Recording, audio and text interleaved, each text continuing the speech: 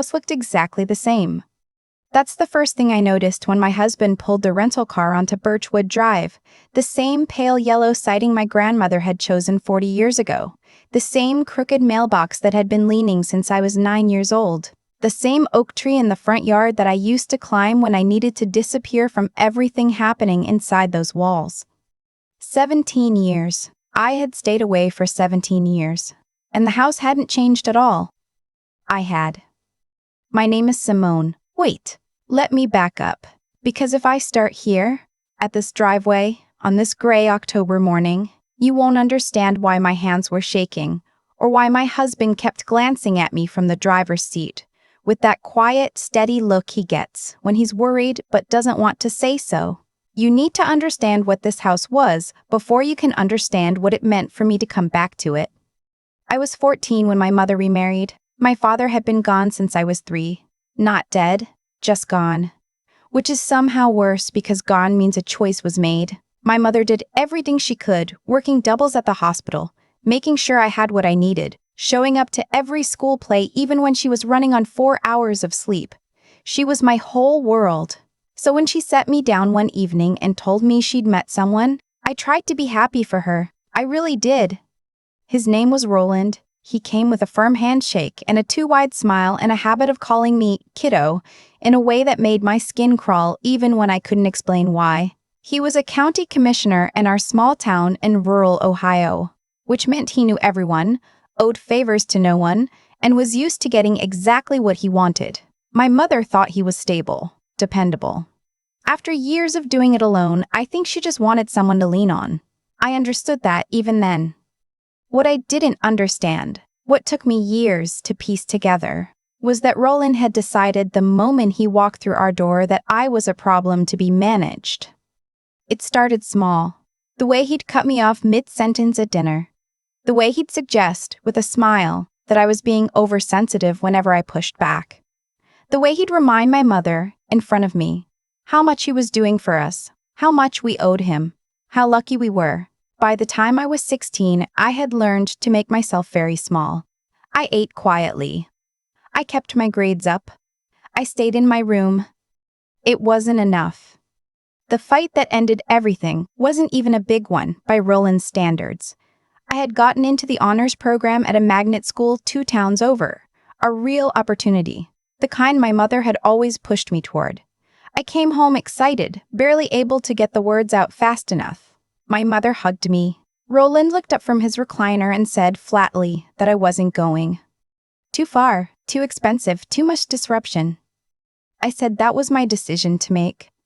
He stood up slowly. He had a way of moving when he was angry, deliberate, unhurried, like he wanted you to watch him cross the room and think about what was coming. He told me that as long as I lived under his roof, nothing was my decision to make. My mother stood in the kitchen doorway and didn't say a word. I don't blame her. I spent years working through that, and I don't blame her. She was afraid of him in ways she could never say out loud. But in that moment, standing in the living room of that pale yellow house, I felt the floor drop out from under me. 2 weeks later, Roland told me to pack a bag. He drove me 40 minutes east to a Greyhound station in the next county and handed me $200 in cash.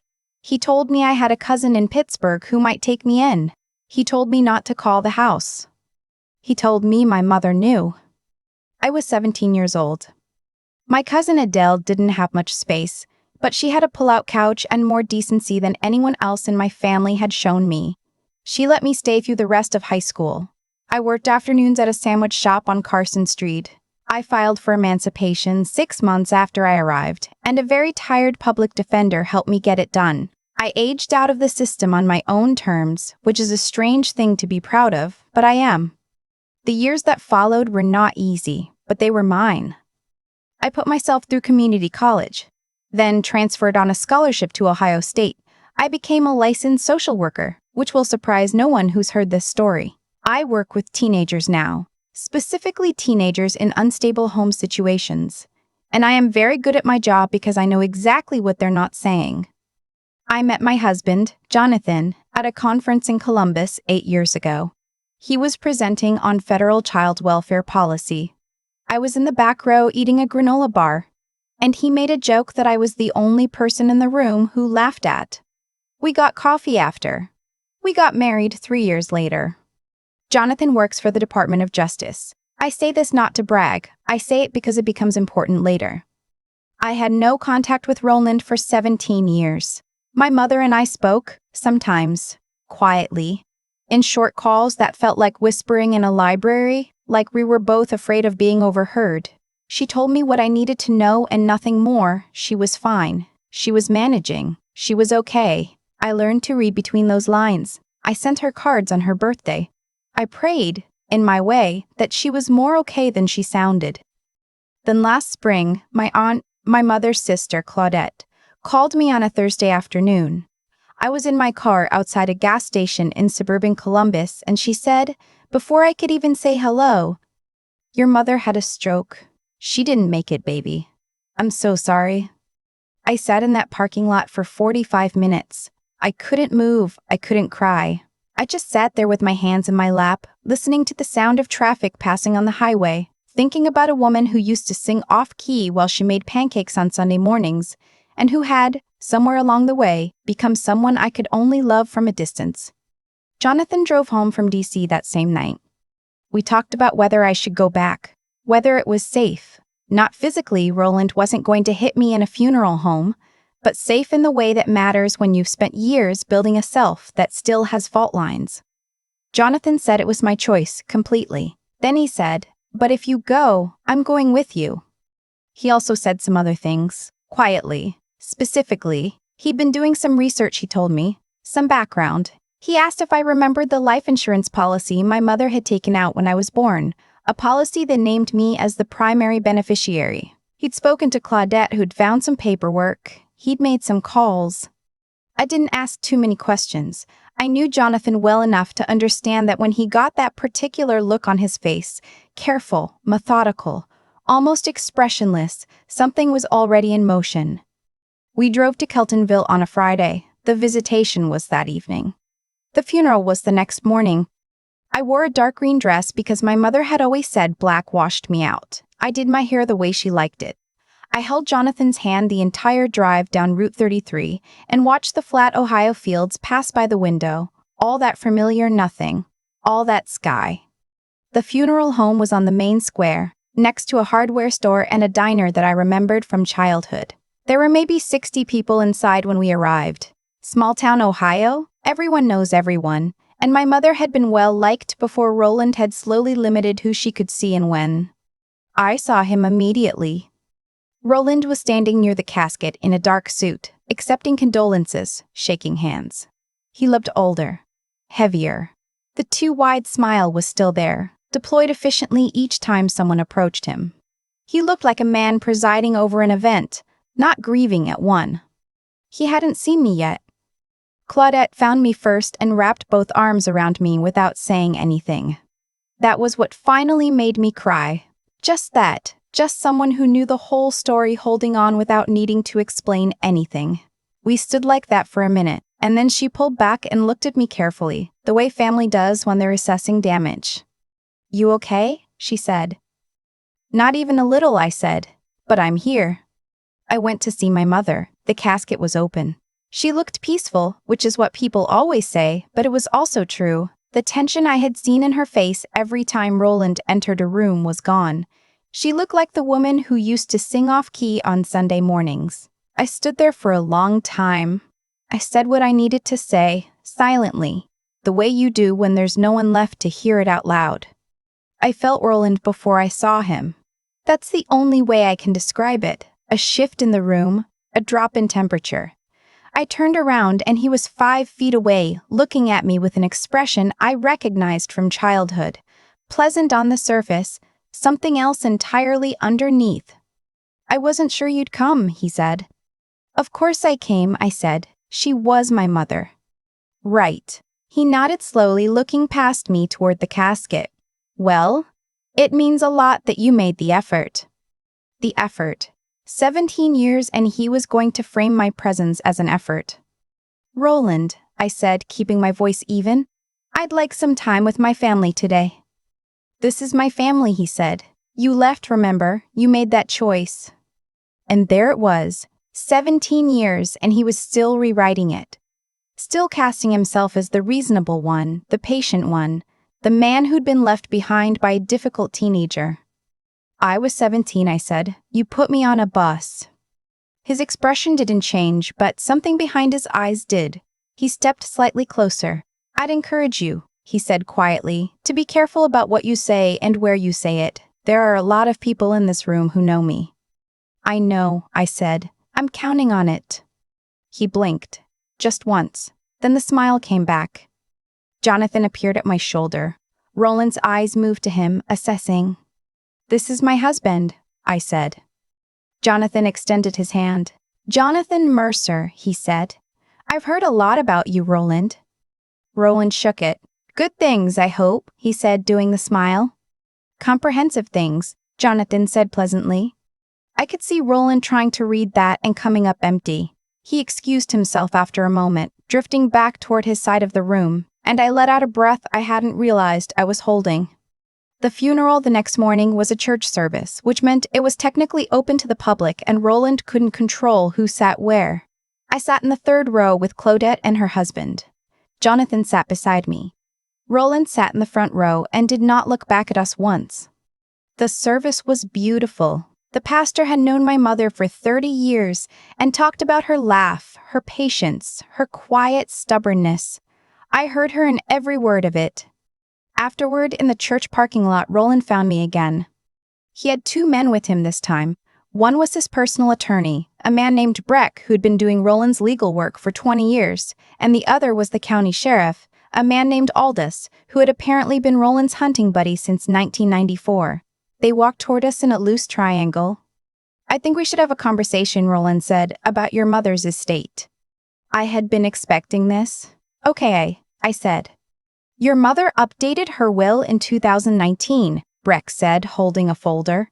Roland is the primary beneficiary of the estate, which includes the house, the savings accounts, and the life insurance policy.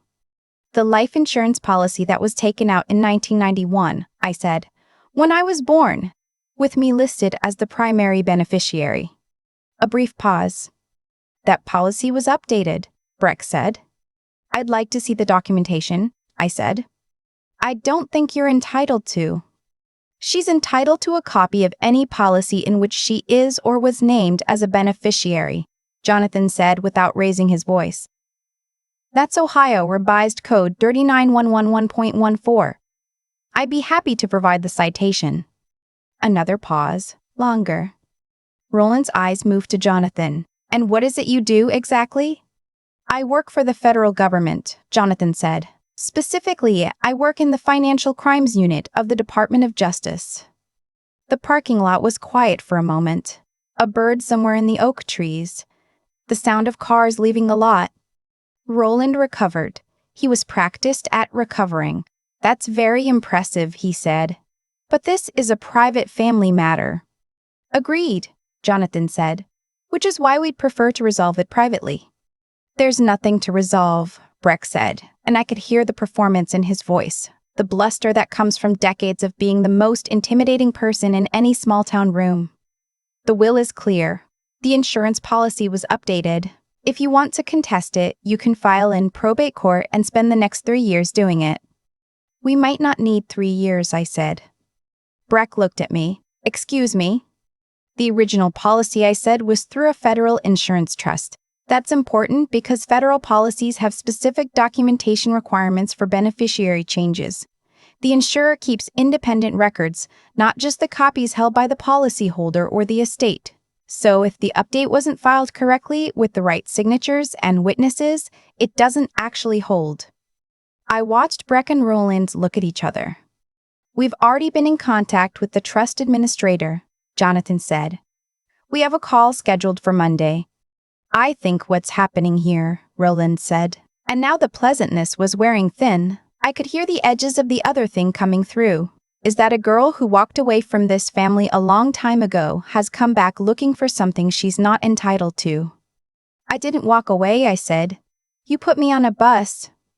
You were a difficult kid in a difficult situation, and I made the best decision I could. You were a grown man, and I was 17 years old, I said. And there were people in this town who saw it happen.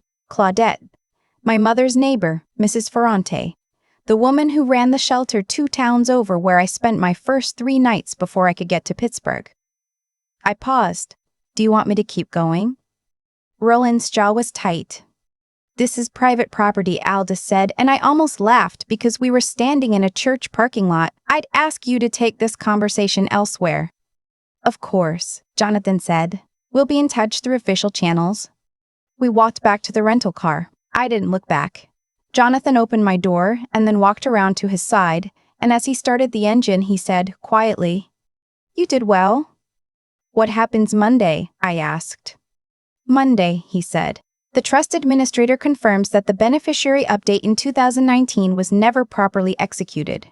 The original signatures didn't meet federal requirements, and Roland's attorney appears to have known that when he filed the paperwork. He glanced at me. That second part is where it gets interesting for Breck professionally. I looked out the window at the church, at the oak trees, at the pale October sky. There's something else, Jonathan said. The savings accounts. Roland moved a significant amount of money out of joint accounts in the 6 months before your mother's stroke, in ways that suggest he knew something was coming or was planning to ensure certain assets weren't part of the estate. That's a pattern our unit looks at. I turned to look at him. Are you telling me this was more than just a will? I'm telling you, he said carefully, that we had reason to look, and we looked, and what we found is going to be handled by people with the right jurisdiction. It's not just about your inheritance. I sat with that for a long moment. How long have you been working on this? Since Claudette called you. That was 4 months ago. Yes, he said. I thought about him sitting across the table from me every morning, pouring his coffee, asking about my caseload, driving me to yoga on Saturdays. I thought about the quiet look he'd given me in the driveway, the careful steadiness of him, and I realized he had been carrying all of this, waiting for the right moment, not telling me because he hadn't wanted me to walk into that room, knowing too much, performing something instead of feeling it. He had let me be a daughter grieving her mother. He had handled the rest. I didn't have words for what that was. I still don't entirely. I reached over and put my hand on his arm and left it there for the rest of the drive back to Columbus. The call with the trust administrator on Monday confirmed everything Jonathan had told me. The 2019 beneficiary update had been improperly witnessed and never formally registered with the trust. The original policy, naming me as primary beneficiary, remained in effect. The payout, $230,000, a policy my mother had funded quietly for 30 years, came to me. Breck lost his license to practice law 8 months later. The Ohio Bar Association does not look kindly on attorneys who knowingly file fraudulent estate documents. Roland is currently the subject of a federal financial investigation. I don't know how it will end. I'm not waiting for it to end to feel okay. That's something I've had to learn, that justice doesn't always arrive in a clean, satisfying moment. Sometimes it's paperwork and phone calls and years of quiet work by someone who loves you. But I will tell you this, the last time I drove past that pale yellow house on Birchwood Drive, the mailbox was still leaning, and I drove past it without stopping, without shaking, without any of the things I would have felt 5 years ago, or 10, or 17. I drove past it and I thought about my mother's laugh and the way she sang off key on Sunday mornings, and I thought about Claudette holding on without saying anything, and I thought about Jonathan in that parking lot, calm as water, speaking in statute numbers. I thought you came from a difficult place and you built something good anyway. And then I got back on the highway and I drove home. There's a moment I keep coming back to. Not the parking lot, not Jonathan citing statute numbers, not Roland's jaw going tight. It's earlier than all of that. It's me, 17 years old, sitting on a Greyhound bus with $200 in cash and a garbage bag of clothes, watching the town I grew up in disappear through a smudged window. I remember thinking, this is the end of something. I didn't know yet that it was also the beginning. What Roland did was wrong. I don't need a courtroom to confirm that, though one may yet. A grown man who forces a teenager out of her home and tells her not to call doesn't get to reframe that as a parenting decision. He doesn't get to spend 17 years building a story where he's the reasonable one. The truth has a way of sitting quietly in the corner, waiting. And what I've come to understand is that the people who cause harm often count on you not having the patience to outlast them. They count on you being too wounded, too scattered, too young to organize what you know into something they have to answer for. I was all of those things for a while, and then, slowly, I wasn't. I think about the choices I made in the years between that bus ride and that parking lot, finishing school when I had every reason not to, becoming a social worker because I understood, in my body, what it meant for a teenager to need someone to believe them, building a life, a real one, with work I'm proud of and a man who loves me with the kind of steadiness I didn't know existed when I was growing up in that pale yellow house. None of those choices were inevitable. Every single one of them required something from me on days when I had very little left to give. That's the part no one sees in a story like this. They see the parking lot moment. They see Roland going pale. And yes, I'm not going to pretend that didn't feel like something. It did. But what made that moment possible wasn't luck, and it wasn't just Jonathan and his DOJ credentials. It was 17 years of refusing to let what happened to me become the whole of what I was. Doing right by yourself, even when no one is watching, even when you're exhausted, and it would be so much easier not to. That's what eventually becomes your foundation. Being sharp enough to understand the systems that were used against you, and learning them well enough to use them back. That's what turns pain into leverage. And staying in it, year after year, even when the outcome isn't guaranteed. That's the thing that most people quietly give up on, and the thing that matters most. Roland counted on me giving up. He'd been counting on it since the day he handed me that bus ticket. What I know now, standing on the other side of all of it, is that the people who try to erase you are only ever as powerful as your willingness to disappear. I didn't disappear. I just took the long way around. My mother used to say that still water runs deep. I didn't understand what she meant when I was young. I do now, and I think, wherever she is, she does too.